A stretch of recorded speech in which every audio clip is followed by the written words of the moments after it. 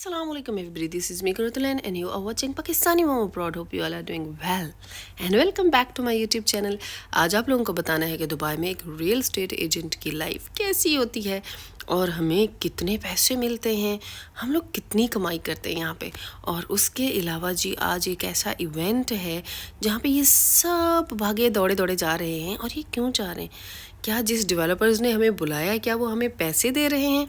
ये मैं आपको एंड पे बताऊंगी क्योंकि ये है जी थोड़ा सा सस्पेंस कि कितने पैसे हमें दिया है उन्होंने यहाँ बुलाने के। जी आ गया है लाना होटल जो कि है बिजनेस बे में and it is too close to my office. Only कोई 5 मिनट्स की ड्राइव थी, लेकिन जो सिचुएशन हुई यहाँ पहुँचते पहुँचते मुझे लगा 1 घंटा। और लाना होटल के बाहर ये मैं वॉक करती हुई जा रही हूँ। मेरी इस टाइम आप सिचुएशन देख सकते हैं क्योंकि मैं थी जी अपने क्लाइंट्स के साथ और मैं इवेंट के हिसाब से प्रॉपरली रेडी नहीं हो सकी क्योंकि हमारी जो रियल एस्टेट की इंडस्ट्री होती है वो होती है ड्रेस टू इम्प्रेस के नाम पे। मतलब हमें वेल ड्रेस होना होता है, प्रॉपरली ड्रेसअप होना होता है। लेकिन मेरी जो है ना हालत ये थी, आज ही मैं 2 क्लाइंट से मैं उनके साथ मीटिंग्स पे थी, उनके बाद क्लोजिंग की। अल्हम्दुलिल्लाह उन्होंने प्रॉपर्टी बाय की और जिस हुलिये में मैं थी मैं वैसे ही भागी और मैं इवेंट में आ गई। लेकिन इवेंट से पहुंचने से पहले आपको ये स्टोरी सुनाती हूँ कि इस इवेंट में मैं पहुंची कैसे।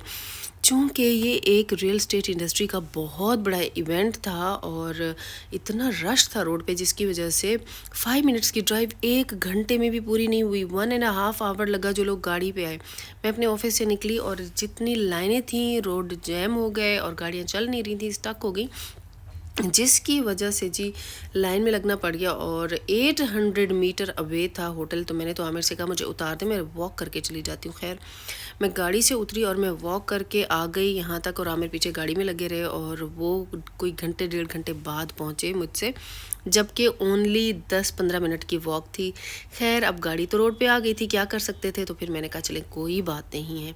और जी जब आए अंदर, जैसे ही इवेंट स्टार्ट हुआ तो वहाँ बाहर मेन डोर पे भी कोई आधा घंटा वेट करना पड़ गया। लेकिन वेट में एक ये मज़ा था कि साथ साथ सर्विंग हो रही थी, साथ स्टार्टर्स एंड डेजर्ट्स वगैरह सर्व कर रहे थे, साथ ड्रिंक्स भी चल रही थी। तो मैंने तो जी पिया ये ब्लू ड्रिंक, इतना मज़े का था। साथ फ्रेश ऑरेंज जूस भी था, वाटरमेलन जूस भी था, वो पिया। क्योंकि जी आने होते हैं इस इंडस्ट्री में, रियल एस्टेट की इंडस्ट्री में, ये मिलियनेयर्स एंड बिलियनेयर्स जो कि यहाँ प्रॉपर्टीज़ बाय करते हैं, जिसकी वजह से इनको इन्वायरमेंट मेंटेन करना होता है उस हिसाब से। जिसकी वजह से जी हम रियल एस्टेट एजेंट्स को भी, सेल्स एजेंट्स को, सेल्स के जो लोग होते हैं उनको भी बहुत ही टिप टॉप होकर रहना पड़ता है।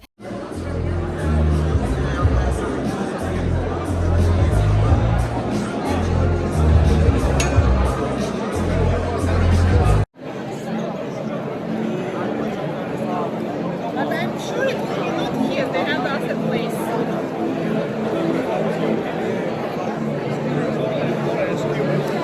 आमिर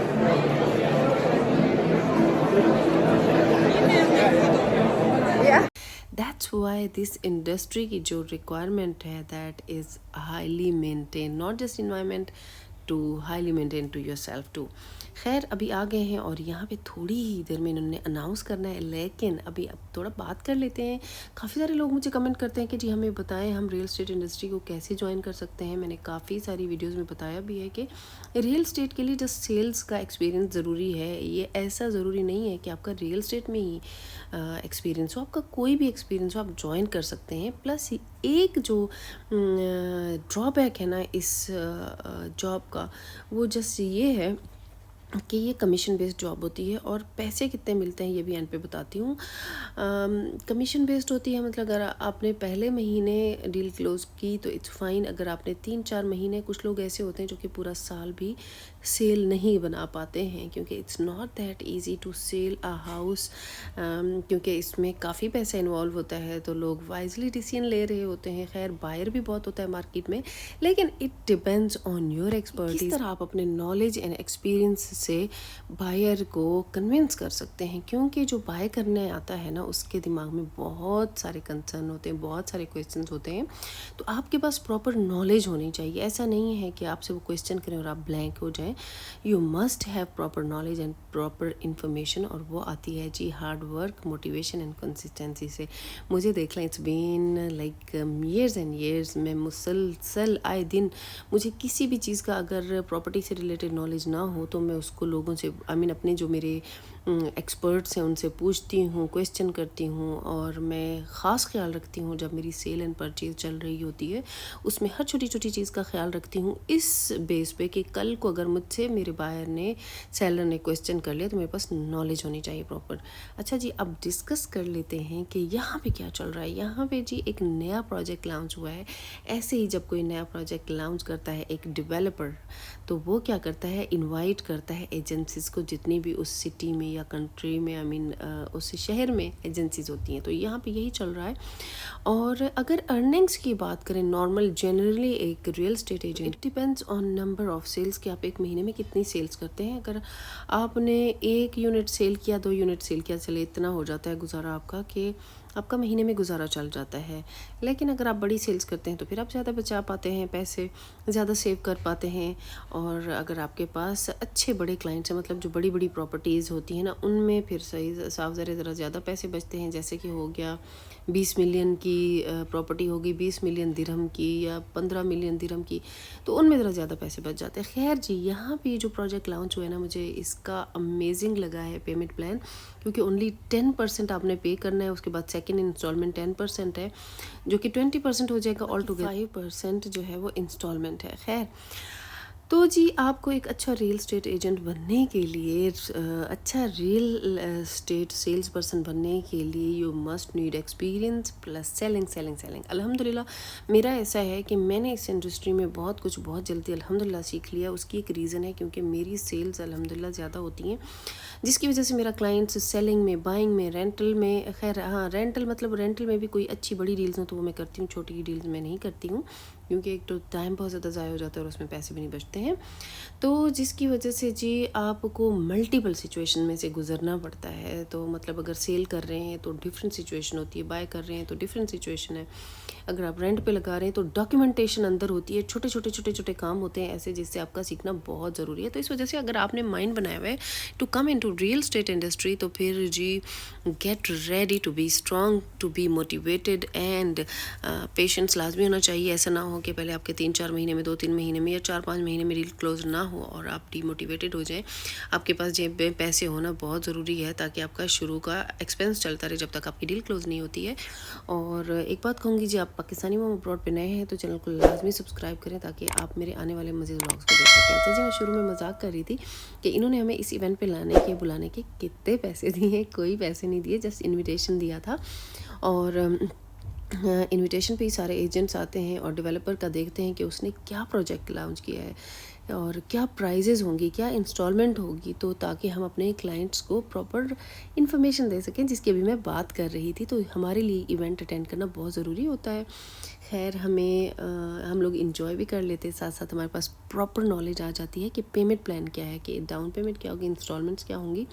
और एक बायर के लिए बहुत ज़रूरी है कि एक अच्छा और इजी पेमेंट प्लान होना चाहिए। और मैं आपको एक दफ़ा बताती चलूँ कि जो ऑफ प्लान प्रॉपर्टी है वो आपको ज़्यादा फ़ायदा देती है as compare to ready property. इस वजह से फोकस किया करें कि अगर आप इन्वेस्टर हैं तो जस्ट ऑफ प्लान प्रॉपर्टी में इन्वेस्ट करें, लेकिन अगर आप एंड यूज़र हैं, आप रहने के लिए बाय कर रहे हैं, तो फिर रेडी प्रॉपर्टी लें ताकि आप रेंट से बच सकें।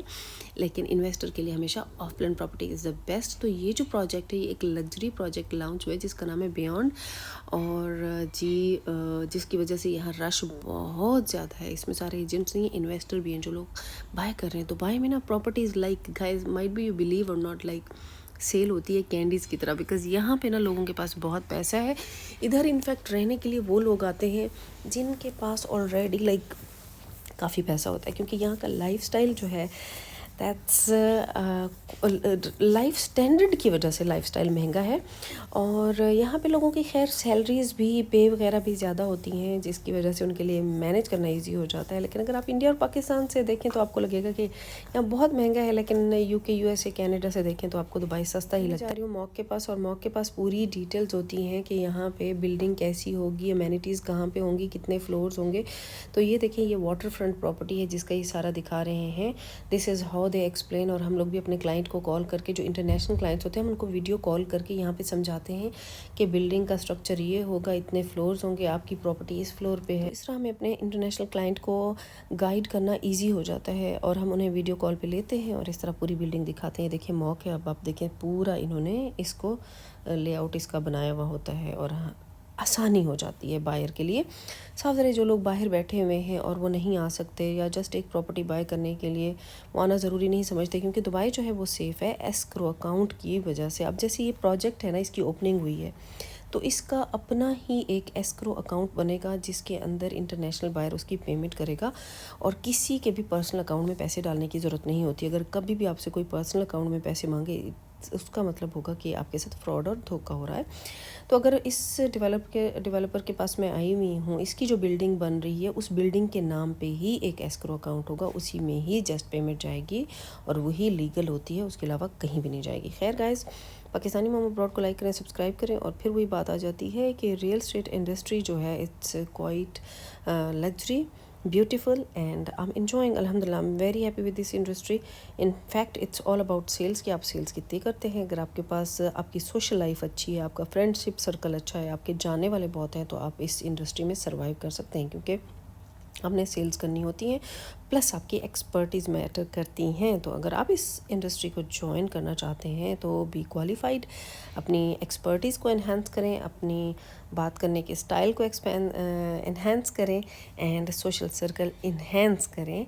एंड पाकिस्तानी मॉम अब्रॉड को देखते रहें, लाइक करें, सब्सक्राइब करें, क्योंकि आपको मुझसे सीखने को बहुत कुछ मिलेगा। और अगर आप प्रॉपर्टी बाय करना चाहते हैं दुबई में, you can contact me, I will buy you the off plan property, the best available option in the town. Plus आपको मैं बाय कर के दे सकती हूँ off ready property as well. लेकिन प्लीज़ मुझे तब कांटेक्ट करें when you are really serious and when you have funds, क्योंकि इस तरह आपका भी टाइम वेस्ट होता है और मेरा भी टाइम वेस्ट होता है ना। मैं बिल्कुल भी नहीं चाहती कि मेरे सीरियस क्लाइंट्स मुझसे नाराज़ हों और मैं ये भी नहीं चाहती कि मेरे नॉन सीरियस क्लाइंट्स मेरा टाइम वेस्ट करें।